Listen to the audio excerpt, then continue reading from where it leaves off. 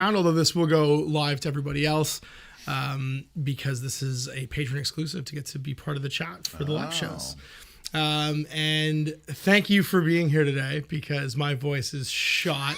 As people might be able to hear, I just got back from HowlCon, which was an absolute blast. ScreamCon 2023. So, I mean, I'm me, and basically it was like Shit Talk Con 2023 because I was there. Across from me was all the folks from Extra Life who I see every year who are amazing.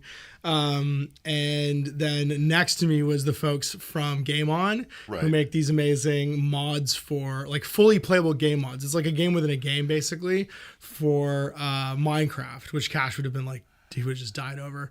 And they were also yelling. They tried. So I will tell some HowlCon stories for everybody watching as we get a little bit deeper into this. But the basic was I had to be me for 72 hours. I got there on Thursday and didn't stop yelling until Sunday when I just couldn't yell anymore. Hey Ash, how's it going? That's right. Yeah, it was. I get gravelier and gravelier as I go. It was so much fun though. We had such a great time. I did 2 live streams. I did a 40K game and I played Betrayal at House on Haunted Hill.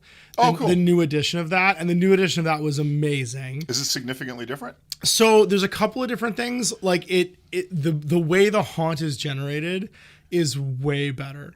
We played 6 players, procedurally generated all of our characters, and you actually classify the mission now. So you have to decide why are you going to this house. So we were like mystery solvers, and we were going to solve a mystery, and then that curates the cards for the haunt. Oh, that's cool. So the story builds like way better. We do Betrayal every year I've been to HowlCon. I get invited by Extra Life to come to it, mostly because I'm now the person that everyone assumes is the traitor. Or assumes is going to kill everybody. It feels on brand for me to betray everyone at some point. And also because I like live stream narrate like my headcanon for what's happening, which is a lot of fun. You guys all too. looking at me that way. Yes. So I was a 9-year-old named Sammy who thinks the answer to what's 2 + 2 is let's ride bikes because he has the high score for like a bunch of video games. And is generally no, you know what? No, fast. I see. Hold on, I see what's going on because you said 9-year-old, and instantly I'm like, oh, you're the kid, you're the final identity from the movie Identity. I don't trust you. I don't like you. I shouldn't. You shouldn't. I don't like you. So it ended up. Stop digging in the garden. It ended up that if you haven't watched the live stream, we were the villains all along because we go to this house and we discover there are a bunch of ghosts in this house and also a dog, and the dog can talk like in Davy and Goliath. Yes. And instantly possesses one of our crew. But I was what this are like you doing, Davey? That was to kill them all, Davey.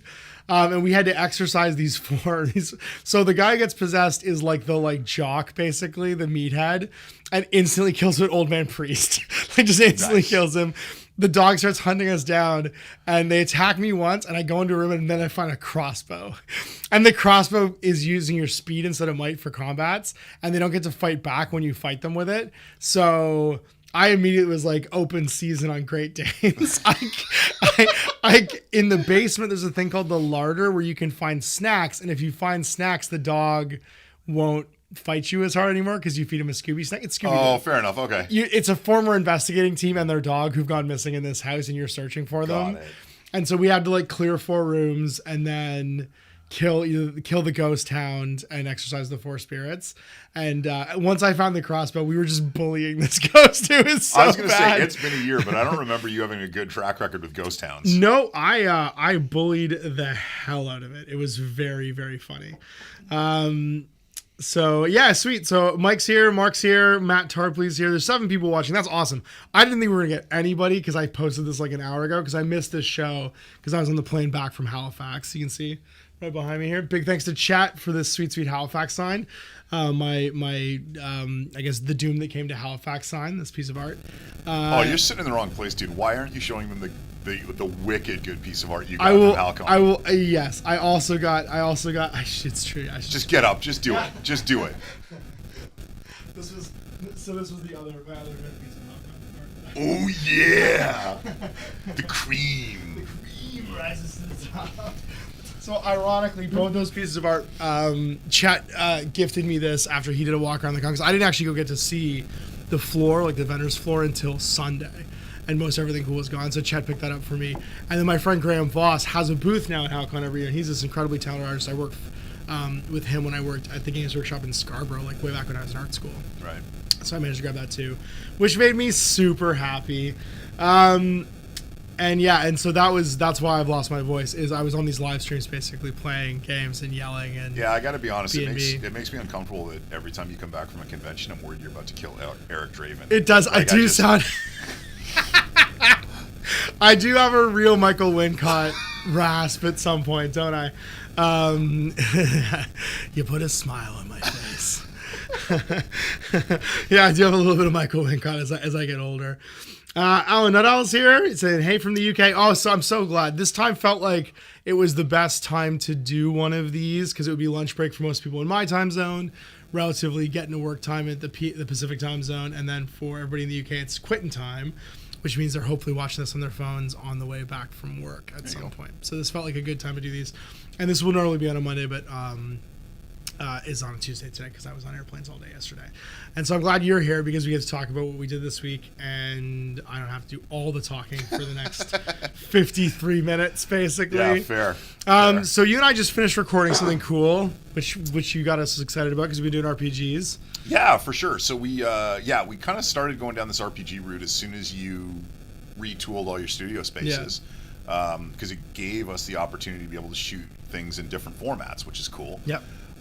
So we've already got one Fighting Fantasy, one Advanced Fighting Fantasy videos up. Those two adventures, those are like our proofs of concept basically for doing stuff in this room basically to start off with. And I thought that went super well. I thought so too. I had a ton of fun recording it. So we're going to have the capacity next month to add a third person. That's the thing I'm most excited about because that mic over there, which is hooked up to my desk, can move to the other side of here. Right. And we'll have a third person basically able to be in this room as part of like the RPG session, which I think is going to be fun because I'm going to have a bigger mixing board. That's the first big change we're going to have on top of that. So if we do, as this grows, basically, we'll be able to include like somebody else in the mix to play these games. But what is it you picked up? Yeah, so we had been talking for years, like pre-pandemic. We got canceled by the pandemic. We got canceled by the pandemic. So the plan pre-pandemic was we were going to play some Ravenloft for D&D. And then it just didn't happen because I decided I wasn't going to come here for 2 years. Well, the government also decided. You're welcome. And then, so when we kind of talked about doing it around Fighting Fantasy, and some people actually mentioned it in the comments, do D&D. Yep. So we're going to do D&D. And one of the big drivers for me was Mantic, who makes Kings of War, has a set of adventures based off their Terrain Crate product. So I think they're called Mantic Dungeon Adventures.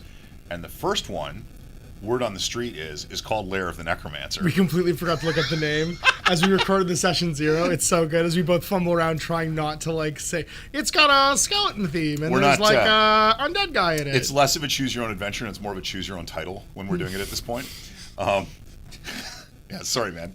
I will just spit away from the microphone. Yeah. So we're going to do Lair of the Necromancer, which is a box set that comes with a battle mat scaled for 28mm miniatures, tons of dungeon furniture, which I'm super excited about. As somebody who's done the miniature hobby for a long time, I have plenty of miniatures. Like if you want to fight a skeleton or an orc, it's not like I don't have that. But I don't know that I had enough thrones and tapestries and various... perhaps some low chests. Yeah, and that was the next part for in here is how, because we had the maps for the Advanced Fighting Fantasy and Fighting Fantasy that I overlaid. How do we add the models into the mix? Because for me, that's such an important part is the visual of what we're doing, what we're saying. So I'm really excited to be able to incorporate that next level of technology as we get like a top-down mounted camera and we start to do that stuff. And I have to tell you, I don't want to spoil it because the episode's going to go up in a little while, but where we landed with my character creation makes me so happy. And it was all procedurally generated. I made like 3 choices, and by the end of those choices, I was so happy with everything. Crap happened. Like that is why people don't believe you're not cheating die rolls off camera. I know. It took 6 hours to film this because we kept re-rolling until we got what we wanted. But it's live and uncut. Yep. And we're just free associating until the best possible result happened, basically, which I'm so happy about. So we did that session 0. The box set is out for delivery right now, so we got that stuff done and painted up. I got to find a miniature for my character. And the goal is that, what was it you said, that this was going to be like an anthology? Yeah, so I'm very excited about trying all these different formatted adventures from different companies that I haven't actually bought anything from before, right? So like we're going to do the Mantic Dungeon Crate stuff. I would like to pick up one of the Steamforged games, Epic Encounters, which is a similar idea where it's a curated box with everything you need in one place. I just haven't been able to reasonably lay my hands on one at this point. So and we stitch them together because then it doesn't matter, right? Oh, totally. The universe doesn't matter. Whatever our like setting is, we make that for ourselves. We stitch these like different box sets together. Yeah, you're the littlest cool. hobo. You're the littlest hobo. You're just traveling from town to town, helping people discover things about themselves, or solving crimes. We'll see how that goes too. And every stop you make a new friend. I do make a new friend. You can't stay for long. I don't, because they die. And maybe I die. We'll see. Every character we've had in RPG so far has died a terrible, inglorious death. Yes. I got made into a new zombie guard in the last, which made me very happy. It is completely the Aeon flux of fantasy adventure gaming at this point. Oh my god. Everything went fine until the end. It's gonna be we'll just like multiverse it. I just keep getting cloned or something like that. It's like I get made over and over again. That'll be the horrible reveal at the end is when you see just like the endless tubes filled with the same character the bone over and over pits again. Full of my former bodies. This is your Sam Rockwell and Moon. I hate to tell you, you're Sam Rockwell and Moon. It was always gonna end like this. I'm not surprised. I'm super not surprised. So it's funny because that actually dovetails, and we did get a question in the chat so far. We're still planning a new Patreon. There's two things on that front. What I'm planning is new Patreon tiers, and we actually last week, because this will dial us back to the other thing I want to talk about, is we filmed something that I had planned out that I was really passionate about, which is the 2 episodes of like foundational stuff for us to start doing more mixed media coverage and doing like deconstructions and breakdowns. So we filmed the first 2 episodes of Grimdark Media, which is going to be an exploration of why do we like what we like? Why is there obviously like a tone and a feeling and all the stuff that it seems like you guys, the audience, and we personally like in our hobby that has that kind of like grimy punk rock, like even our friends, like why does like that dungeon crawl classic look appeal to us? Why does that 80s action movie thing appeal to us? Yeah, like, not everybody that we hang out with, we game with, we do all these things with is into the exact same stuff, but there's these threads that connect everything. Yeah. And then because we talk about it so much, but we've never actually done series on it, how does that connect to the books we like, the movies we like, the games we play, and breaking down things that are like more cross media than just, and all like miniature adjacent, like all like adjacent to all these companies and stuff too. How do we break that stuff down? So I'm really excited about it because one, the first couple episodes were a lot of work because we had to like set some tone, like define some things. Kind of figure out what we're doing. And what's like the through line to all this stuff, so that then when we deconstruct these things, what are our criteria? Like how does it like dive into these themes and concepts? And I think for a lot of people, right, like that are newer to whatever, like games or certain types of movies or music or whatever, like you don't see some of that foundational stuff anymore the way you used to. Yeah. So just the idea that, I really like this game, and then somebody who's just been there through more of that just talks to you about where that kind of came from. And that would be the goal, is when we make these episodes in the future, if you like this, so like we break down a movie, like let's say Event Horizon, maybe a movie we would break down, what are other things in this genre that you might like and then get to explore, and what are the same through threads. And so we get to like one, explore like what is it that makes this like adjacent to all these themes that we like, and then 2, what are the other things in this sphere that you might also like, and get to add to that and like make it like a useful resource going into the future. And the same with games. Like if you like fighting fantasy, why wouldn't you like Dungeon Crawl Classic? Why wouldn't you like, these other same sort of like almost artistically stylized? Yeah, and some of it is like when you even venture into different niches, like if you like fighting fantasy, do you even know about Warlock? Right? Like there's another product. Do you know about Lone Wolf? Do you know about current? Yeah, Lone Wolf is another great example. Hey, all of you older guys that read Lone Wolf books 100 years ago, do you know they're all back in print? They just came back in print recently. Yeah. Like not everybody knows that stuff right now. And so that's where like the Patron stuff comes into play, because we want to get you guys involved in curating those lists and also introducing us to stuff. Yeah. Because we have spent way too much of our lives and money and time like learning about this stuff and watching this stuff. But because you guys as patrons come from such a diverse background and place and like and like back like history basically of like consuming media, you're gonna like there's a reason I know about Threads, but I didn't watch it on the BBC. Sure. Because we have so many UK based friends, you know what I mean? Like, and I've seen, or like When the Wind Blows, like that stuff that's very dark and very like adjacent to these themes. And I mean, anybody who's watched a ton of this content and likes it, right? They know what we're into. Yeah. What is it the thing they're surprised we've never referenced? Because the reason we've never referenced it is because we don't know about exactly. it. Exactly. And that you guys would love this, and then we break it down. And you're probably right. And you're probably right, exactly. And so I'm really excited for this part of it, because I think that one, it's gonna become broader, and two, we're gonna get to explore more things that we haven't seen before. Yeah, absolutely. Like more like indie J horror, Korean horror movies, or like Finnish sci-fi, like stuff like that. Like I loved Dark was this TV show that's very like related to those grim dark themes, but I hadn't seen a lot of German or French or Dutch or Finnish like science fiction up until that point, and I want more of that, I think. Yeah, and I mean, in 2023, all your streaming services are great, but they're all feeding you a steady diet of the same kind of big budget, mass produced. And what does your IP address say you should be shown from our library? Yeah, it's not finding cool things for you. Yeah. So that you and I can basically just get a VPN and then start watching like whatever the cool things is that are in the country, just throwing subtitles on and watching it. Because I mean, I grew up watching subtitled movies from other countries on VHS, basically, because that's how we would find them. We wouldn't even dub them, or like terrible dubs of things. But we can dive more into it. So that's our like last 2 weeks kind of what we've been working on. I'd love to hear some questions from you guys. What do you want to know about us and what we're talking about it? Mark Langis is trying to get into Dark, but you can't seem to. Yeah, it's funny. So one thing I do want to shout out Mark from this past weekend. And I'll also apologize, because remember 2 years ago when I accidentally dressed as Hooper from Jaws? I had my accidental Hooper cosplay. Mark showed up in the best Quint cosplay. Amazing. He could have been like a body double for Quint from Jaws. It was incredible. I'm bringing my watch cap and my one flannel like button up shirt next year so that I can be Hooper and he can be Quint. We get at least one photograph of me cosplaying Jaws with Mark. I did learn recently too that you can get some pretty cool shark costumes put on dogs. You can. You go the full 9 yards. Also, the Chucky one was pretty fantastic. The Chucky one was pretty great. The Chucky one was, I think, my favorite. So let's take some questions from the chat. We got about 40 minutes left, so let's get some talking points from you guys, and I'll kind of tie up the thought I was having about our references while you guys fill the chat with questions. So those are the two things we've been working on. What are like what is the miniature adjacent consumable content for RPGs? Because we're really enjoying doing RPGs, and also just utilizing this new space. Yeah, and I hope people understand that it's not an intent to be a complete lane change. No, right? of course like, not. I mean, miniature games are still going to be miniature games. We've already talked about some upcoming things, a couple upcoming things very specifically that we want to do. But yeah, I mean, all these things tie together.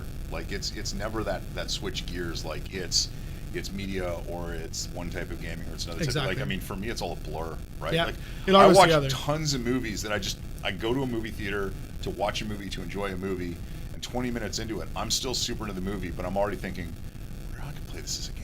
Yep, exactly. Every time. Speaking of which, the one mini thing that you guys do have on the horizon soon, because it comes out November 23rd, is the Silver Bandit Canada, which we're planning on doing. We're going to revive and corporatize our Napoleonic veterans from the last war. Silver Bandit Canada, what's that a boot? A boot? What's it a boot? Well, there's a moose miniature available from North Star. Oh my god, I need a moose miniature. And all the monsters got made by North Star as well. So we're definitely going back to Silver Bayonet in the next little while.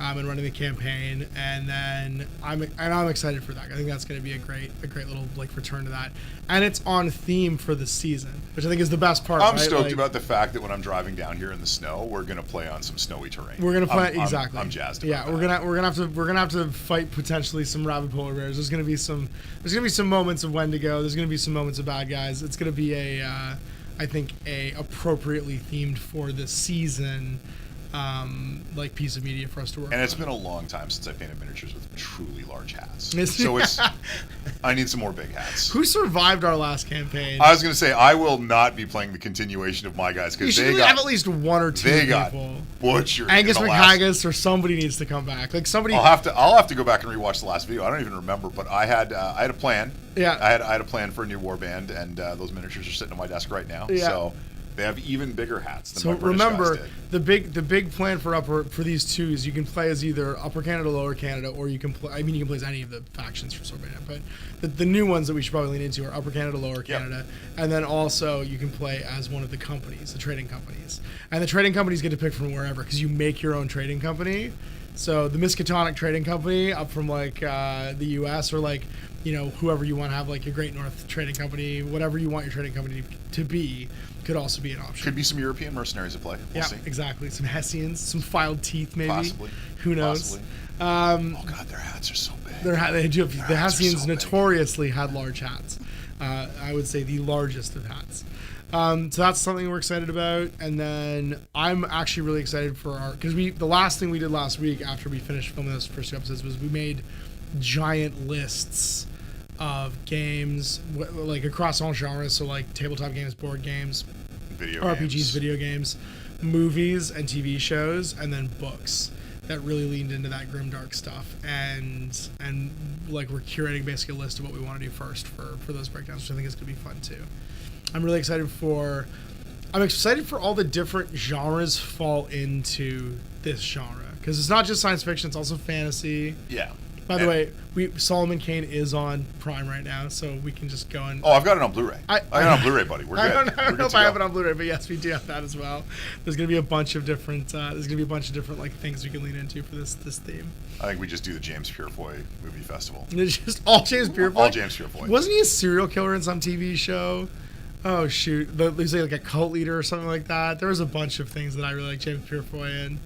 Because he's the poor man's Hugh Jackman. Yes, he is. Yes, he's the Wish.com Hugh Jackman. He's the Wish.com Hugh Jackman. Yeah, he's the Alibaba version of whatchamacallit of Hugh Jackman.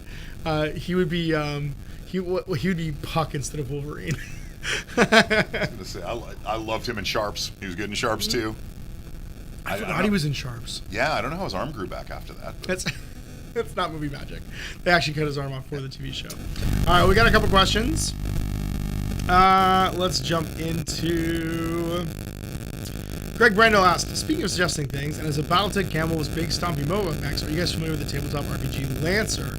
It has some really cool mini wargame-like combat mechanics. I'm trying to remember who mentioned that to me recently. I did, because we were talking about how Gamma Wolf was... We had Right. to struggle to try and find mech artists that weren't currently working on Lancer, because it was getting developed after the Kickstarter at the same time. Right. And, like, literally everybody who made mech art at that point was like, well, we'd love to make art for your game, but I'm literally, like, wading through 50 pieces of art for Lancer right now.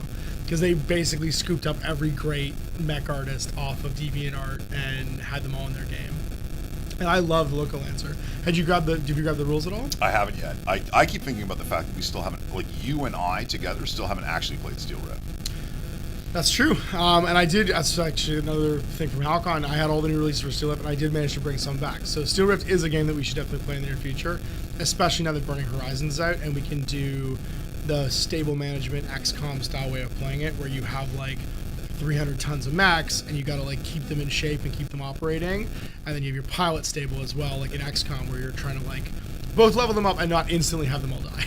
Yeah, it's funny. It's funny how we come at that from different angles, because like you're talking about how it feels like XCOM, and to me, all I can think is, for me, it's a throwback to the old Car Wars auto dueling stable system that they had in Auto Duel Quarterly. So I'm stoked about it. That's awesome. Yeah, I'm stoked for it too.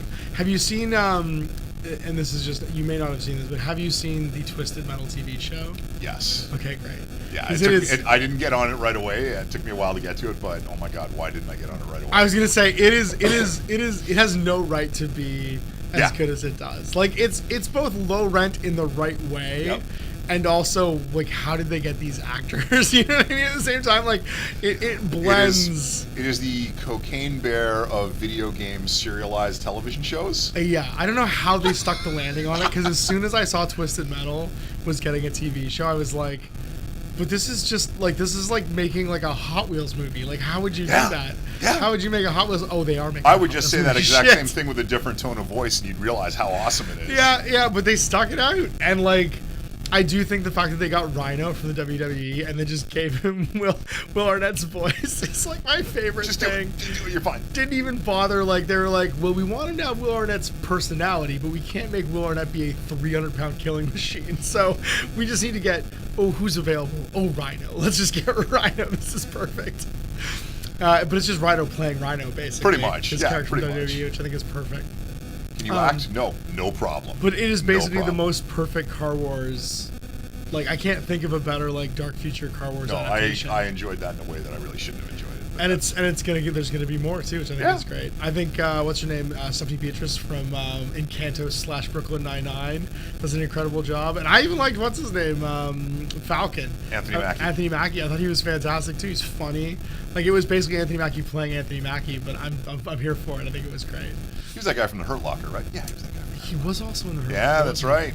I forgot he was. Yeah, the Hurt Locker was the Falcon, Hawkeye. It's a Marvel movie. The Hurt Locker is like an Avengers prequel. Yeah, it's just an Avengers exactly prequel. what it is. That's actually very funny when you think about it with that lens. Are we getting feedback? Is there some kind of feedback, crunchy noise, or is it just you? Oh, I don't know. Oh. Are we touching the mics? I didn't think I was. I might have been. I apologize. I think you were getting feedback when you bring the phone too close to the mic. Oh, that's what it is. Oh, it's exactly what it's going to be. Okay. Yeah. Oh, this is leading to like 2 weeks from now. You that having is exactly meters on top of your actual. This is me. Glasses. This is me. No, that would be what it is, because there is a mic on the. There's going to be a mic on the phone. I just have to hold it way back here to read it. Is it gone now, guys? Tell us in the chat if the feedback's gone. That would be what it was. It would be me bringing this over to my face probably and giving some like kind of weird feedback. If it's gone when that's over there, it's just ended. Yeah. Okay. Cool. So yeah, I put the phone down and got rid of the feedback. That's really funny. Well, that's a good note, a good shout that I need to now not have my phone next to me for that feedback. All right. So what are other questions here? As I hold this way, is this gonna work? I think we go. Mark Lang says, I'm excited by both those Canada references. Greg Randall says, also the art feels super appropriate for what's on the wall. I think so too. Yeah, it just stopped. Okay, cool. No, it was me pulling this too close, I think. And if it's still gone from the mics, and the noise is gone after we moved our mics. Okay, fantastic. Sweet. All right, give us more questions. Give us more stuff to talk about. You guys need to just stop listening to us and actually like ask some questions as to what you want to ask Jay some questions. Because it's just us talking about what's going on. And you have another half hour of us sitting here and doing the live chat. I know that hopefully there will be more of our patrons on when these like get regularly scheduled in the future. But the goal is obviously that these are patron exclusive and that we talk about what's coming up and that other people get to participate on it afterwards. So take advantage of your inside track to Ash and Jay, because not everybody gets this. So yeah, what else do we have going on? I'm trying to think. What did I just watch? Oh, I just did read a book. I did my trashy sci-fi novel, so sci-fi novel recommendation from the airport. It was called The Noise. Yeah. And apparently this is like a very high-rated book. It was very much like a trashy sci-fi novel, though. And it basically just was the plot of the Stephen King movie Cell, if that makes sense. Yeah. Where people get hit with like a vibration-y noise and all turn into like vibration zombies and start a human stampede of like... Basically, remember if you took World War Z, the movie, where zombies stampeded in a way where like they acted like ants and then also would spontaneously combust if they stopped moving and turn into like white phosphorus. Is the reason that that would be The Noise. Is the reason that you've switched to the patron first format for this is because once you start talking about vibration zombies, you have to be behind a paywall? Is that maybe? I don't know. Yeah, I don't know. All I know is that this was a potential new type of zombie movie. Which was why I picked it up from the cover. It paid off. I think it paid off okay. I was happy with it when it was all said and done. So I would recommend if you're looking for you can read it over a weekend. Oh, okay, cool. It was the right amount of like trashy sci-fi book. So put it on the list. I would rank it with The Silence. If you watch the original version of A Quiet Place movie, which is The Silence, which was immediately buried under A Quiet Place's marketing budget, which is too bad because it does have 100% of Stanley Tucci. It has more Stanley Tucci than any other silence-based movie. Yeah, this is my new recommend for airport reading. Our niches aren't small enough at this point. I don't think so either. All right. Gizmo Math Boy says, how about doing a Crimson Skies campaign for Throwback Thursday?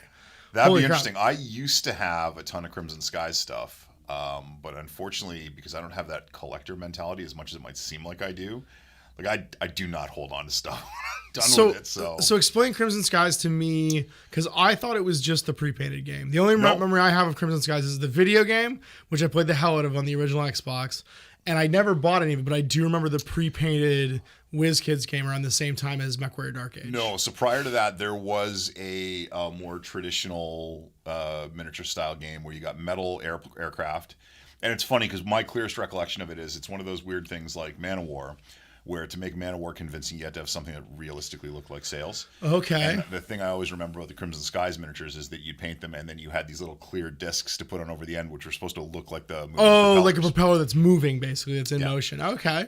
Crimson Skies, though, like the original artwork for it was awesome. Like it looked really cool.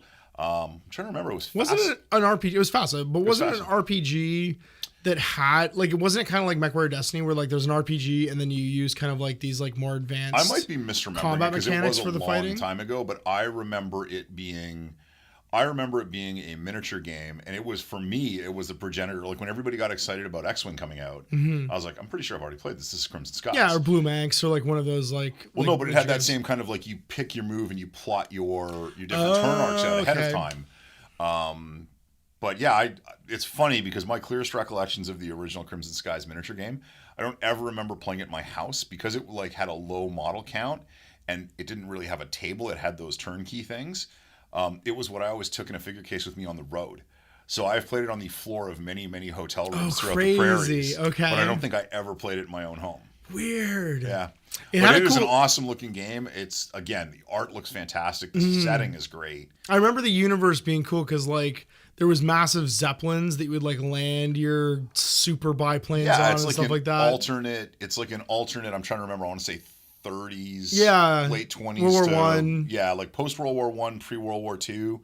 It feels like really early steampunk. Like, you know what I mean? Like it's weird because it's like steampunk without the steampunk. Like but there's everything no steam, else about exactly. It's like that kind of weird pseudo sci-fi, like historical sci-fi. Yeah, I guess. Yeah. That like kind of like Victorian sci-fi, I guess is what I would call it. But if I turned over a box in my basement and Crimson Skies came falling out of it, I would definitely play that again. Yeah, that's funny. We should try and dig some up then because it feels like it would be an easy like 2 or 3 episode thing we could do where we found like 5 models and then just like played the game. Yeah, I would love to try that. We should try and dig some up because it does. Again, I like these like especially these like theme and era driven games, and it feels like it's steampunk with like it's Victorian punk, like it's like a weird like turn of the century. Diesel punk, was that the term somebody used? No, diesel punk is more the like Scythe, that board game Scythe, where you've got that kind of like World War II Walker sort of look to it. I don't know. Jumping into those genre names is often, visually I often love hard. that game. And mechanically, it was good. It seems like it was. All right, Mike Kirchhoff says, how were you guys going to do Ravenloft? Were there players that were going to join you? Yeah, we made characters. Remember, Owen and I and Chris and Adam all made characters, and then we were going to do Ravenloft, and you were going to DM it, and then bam, pandemic. Like, yeah, I think very loosely because we never really got to a hardcore planning stage. I think the plan was to shoot it in a very similar forms, and then bam, because I bought it, and you will because I remember I found a copy of Strahd for you for I think it wasn't an adventure. It was like 50 little sub adventures. Yeah, it was very much still I think one of the best D&D 5e adventures. I would agree. Yeah, just from having never run it, but having just read it, like it felt like you need to play it for years to defeat Strahd and like cleanse the dimension. Really. So I ran it with my online group, and I think. I mean, I love the idea basically that you're in this like shrouded valley of Transylvania. You know what I mean? Like, and that's all really it is. Like mentioned that like you wander into it. That was always the idea. It's just so I guess so. The thing is, in Curse of Strahd, it's all set in Barovia, which is this one area in the larger Ravenloft campaign setting. And I always wanted to branch out. I think my plan for when we were going to do it was I wanted to do something set in Fofar, which I might be saying wrong. Okay. But was the setting from the Castles Forlorn box set, which is one of the best D&D products ever, by one of my favorite D&D authors ever, Lisa Smedman. Interesting. It says the stream's cutting out. Hang on. Oh, okay. Do you want me to start moving really jerkily just to play into it? So no, it just says it's red. I think the stream should be going. It needs to turn back to green, but I have like full internet connection, which is weird. It should still be working. And I see us still moving. I need that goofy Simpsons. We're experiencing technical difficulties. Yeah, I think hold it so. up in front of the camera thing. Oh, it seems okay again. Okay, well then, Cool. maybe Mark was cutting it and it wasn't the stream. Oh no, it's back to green. Sweet, awesome. Yeah, I think that's like that to me is like almost the best way you could write a campaign is where it is kind of a bottle. Yeah. You know what I mean? Like you don't have to worry about like the larger implications of something. Like I think that's why like 40K campaign books are set on a single planet always worked better than having it being like a star system or like a section of the galaxy where it's like this feels like it's the stakes are too big. There's a certain does what I did matter. Yeah. And when you can't feel like it's all great to say there's like a butterfly effect or a domino effect where all these things do count, but if you can't feel them, then they locally do matter. And I think Curse of Strahd's like a great example of that. I would have loved to have actually like gotten to run through it, but I'm glad I got the book and I'm glad I read it. And I'm glad that like again we're doing these like it doesn't like we'll pick a system and we'll run these like kind of linked narrative episodes, but it doesn't matter what the setting is because we're just going to do it Conan style where we come in and we come out. Group to do all these like really long broad campaigns, but I mean, I think if you were doing it as content, the problem is you kind of get trapped in it at some point. Like it's like whether or not it's working well, you're kind of committed to seeing it through to the end. Yeah, and it means that we can explore all these great products that give you these little one-shot adventures and stuff too, and just like stitch narrative out of it. Because I think honestly, the improv that we do, where there's like a prompt. Oh, for sure. Having like an unlimited supply of prompts feels like right up our alley, where we just pick the next one and. And I will say, like, if there was an appetite to do that, the nice thing about the way that adventure's formatted is instead of playing it as a campaign, you can literally take the 15 major locations in it and you can pull each of them out as a one shot that you could play in like a session or two. So well, that's gonna be Silver Banana too. It's basically a campaign setting, and I mean I kind of it's funny because we talked about that earlier, but I think I subconsciously wrote it like that in mind, where that like you give the ingredients to play this infinitely, but also here's this like kind of encapsulating adventure set in this area and the theme and the time, and you go in and you have experience. I think sometimes the question of how can you play it and how do you want to play it are two different things, and it doesn't mean they're at odds with each other. Right. But you want it to be able to be played a certain way, but at the same token, you want to be able to consume it in bite-sized pieces. Yeah, as well. Absolutely.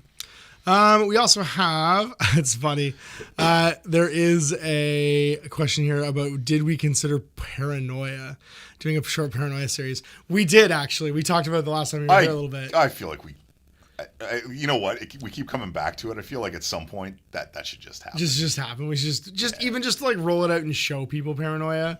It's so of its time, and also it's miniature related because there are Mongoose did a style with Paranoia miniatures. Workshop had Paranoia at one point. Mongoose has a new current version, current-ish, I think, version. Yeah, as a miniature. Of course there is. Yeah, of course there is. It's if you've played Paranoia, at some point you've probably pooped your pants. Yeah. Like I have a blue overall on. I can't be seen by a guy wearing blue overalls. If there is a stupid game out there in that genre, we have absolutely considered it, and it's all on the menu right now. I guess it's all in the realm of possibility. It's like, what do we make first? I feel like it's like the crazy, like manic. What should we do? Because it's you know what I'd like to do? I'd like to play a game that was co-written by like Aldous Huxley and Robin Williams. Yeah. We should do that. And that's what Paranoia is. That is right? What Paranoia is, yeah. Well, I think the funny thing is the hardest part for you and I is, one, staying on course to do something like at least slightly serialized, so there's like a few episodes of it. Let's ride bikes!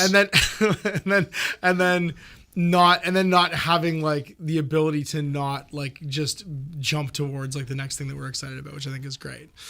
So we have a bit of, okay, so here we go. So, someone did a mashup of Crimson Skies and Canvas Eagles, apparently. It did have a great bit of world building for Dieselpunk than Steampunk. Cool. Yeah, I think that's true. I think that's like an early sort of progenitor of those two things. Mike Gershaw says he thinks our character is going to be Pete Venkman. I mean, maybe. I don't think his charisma's high enough to be Pete Venkman. No. He'll talk his way into things like Pete Venkman.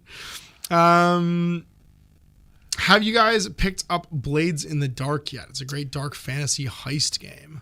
Yeah, I've actually played Blades in the Dark. Okay, who'd you play with?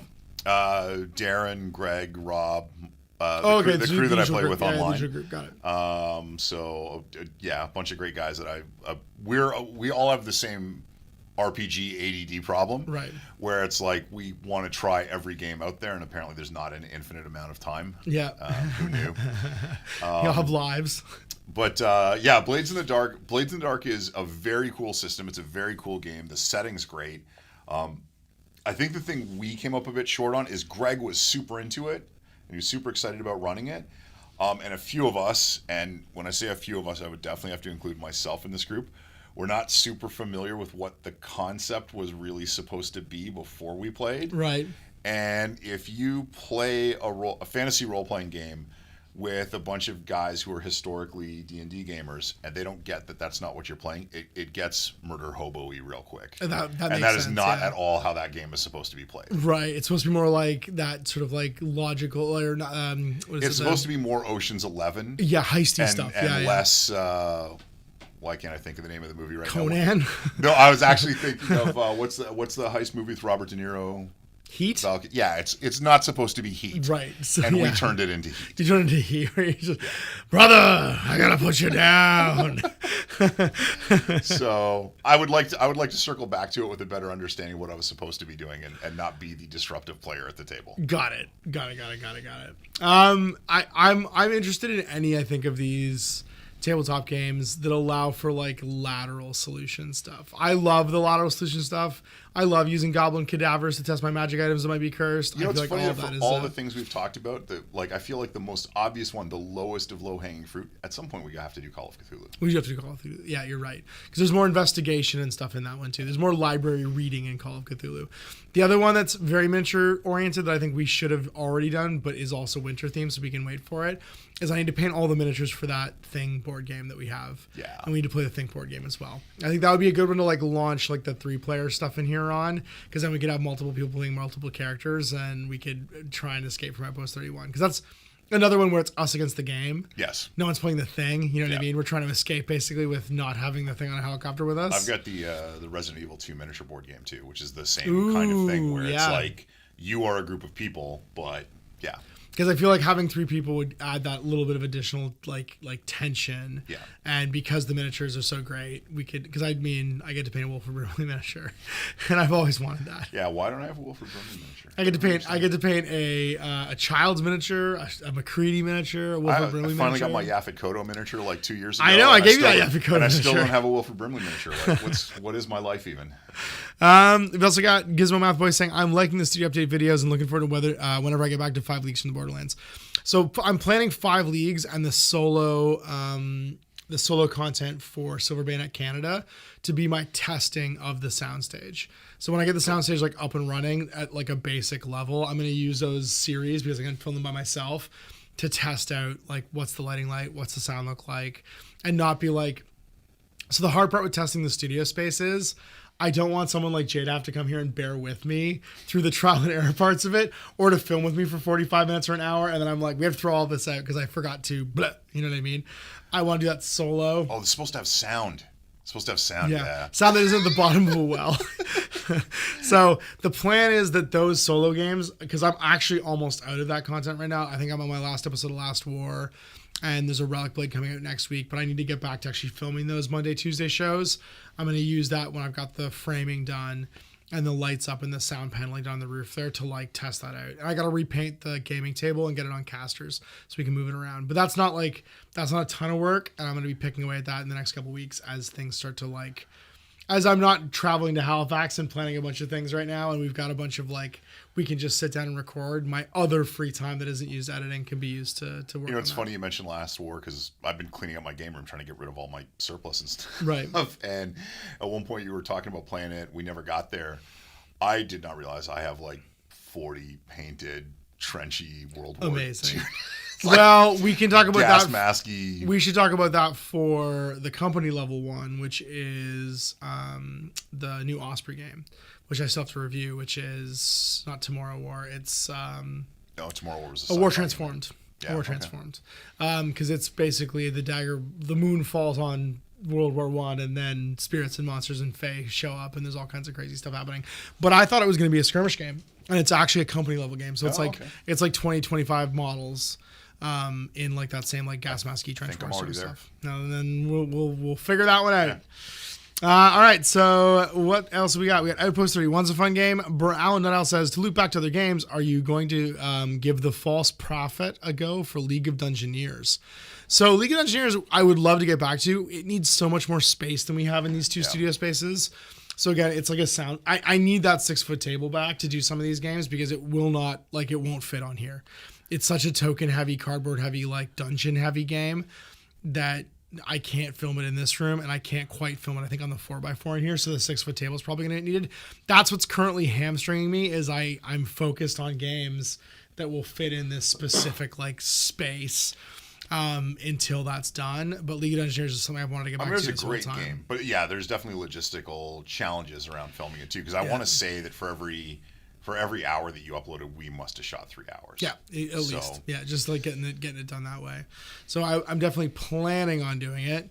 5 leagues from the condenser mic, Greg Brandel says. Am I too far away from the mic? You guys not hear me? I'm pretty sure I'm coming in fine. If I'm not, then you tell me. Does my voice not carry? I think your voice should be fine too. I feel, I don't know. 5 leagues from the condenser mic feels like my audio was fine last time, so I'm surprised if it's not this time. If the mix needs to get Do I drop down and go full Optimus Prime? No, I think the mix is fine. It looks like it's okay to me. Outpost 31's a fun game. Yeah, there was a bunch of like Thing board games before the officially licensed Thing board game that looked like they were really cool, and I always wanted to play them, but I never got around to actually like trying them out. I did hear that Who Goes There, which is based on the book, not the original, movie, is like very true to. Because I think Who Goes There is public domain, isn't it? Who Goes There is public domain. Yeah. Well, that's why they were able to do it without having the license Right. for the Thing movie, right?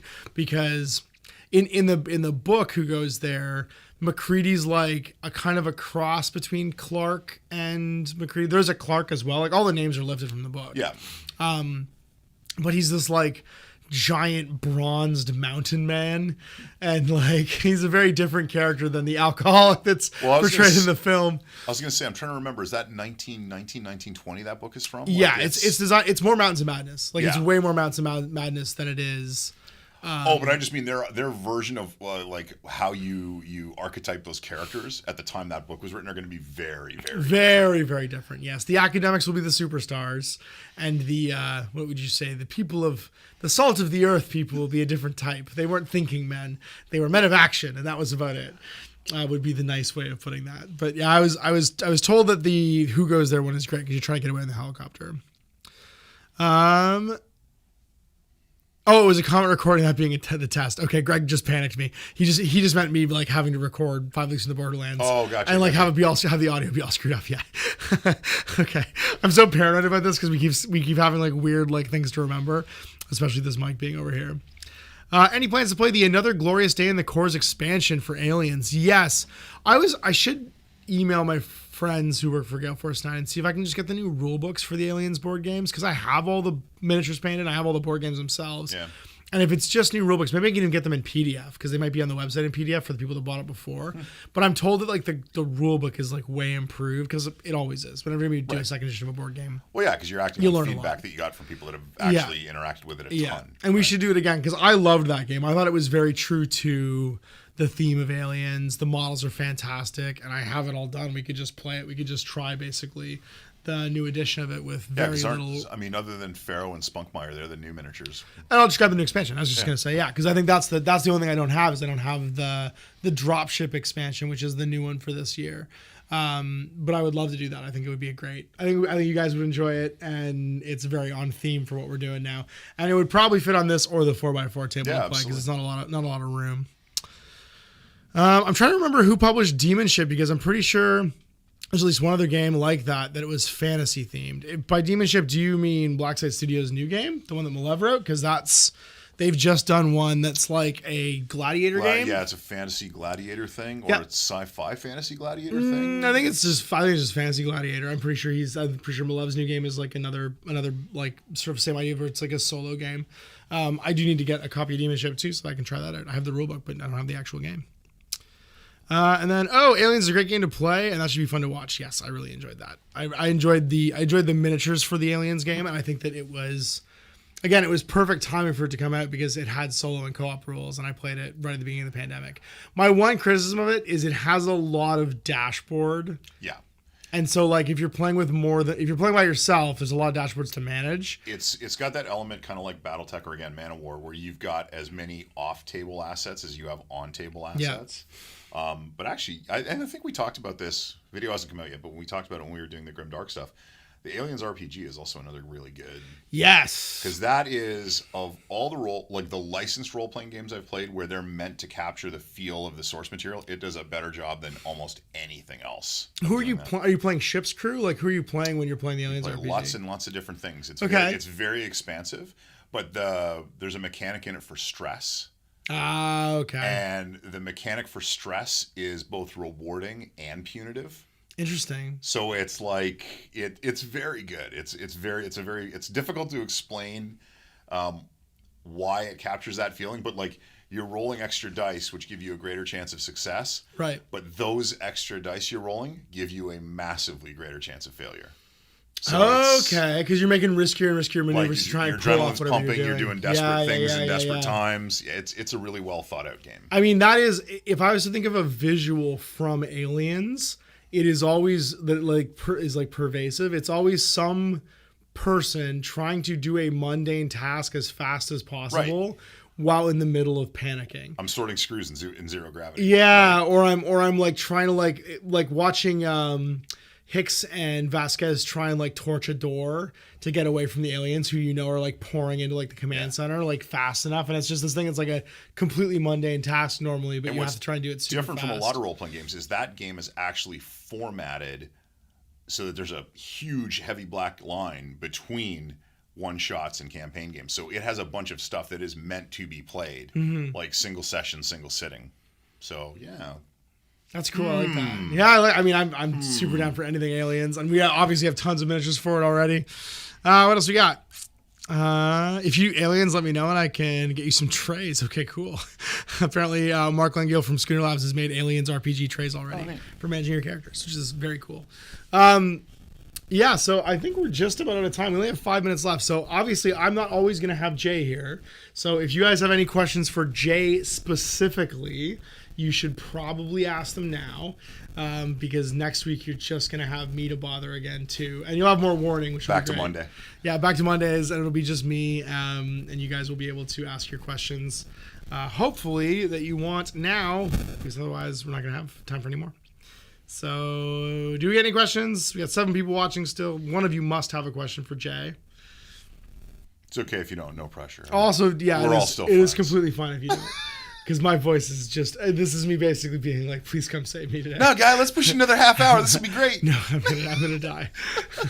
I'm going to die immediately after this. I'm gonna go drink some honey tea and lemon tea and try not to be like complete ass.